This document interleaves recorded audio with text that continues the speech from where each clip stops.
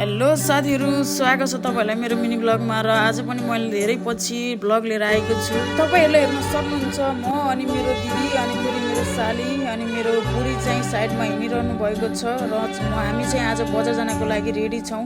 र आज चाहिँ हामीले के सामान लिन जाँदैछौँ तपाईँहरूले हेर्न सक्नुहुन्छ। आजको ब्लग चाहिँ हेर्न सक्नुहुन्छ, यस्तो दामी छ, दिउँसोको ब्लग हो। र हामी चाहिँ हेर्न सक्नुहुन्छ टक्क लाएर चाहिँ यहाँ चाहिँ धान रोपिसक्नु भएको छ सबैजनाले। यो मौसम चाहिँ अब धान रोप्ने हो, त्यही भएर चाहिँ म चाहिँ भ्लग बनाउँदै हिँडिरहेको थिएँ र दिदीहरू चाहिँ अगाडि हुनुहुन्थ्यो। र साथीहरू अहिले चाहिँ हामी बजार पुगिसकेको छौँ र यस्तो गर्मीमा चाहिँ चिसो उखुको रस बनाएर चाहिँ दिनुभएको थियो अङ्कलले चाहिँ। हामीले चाहिँ यस्तो गर्मीको कारण चाहिँ हामीले जुस खाएको छौँ, तपाईँहरूले हेर्न सक्नुहुन्छ।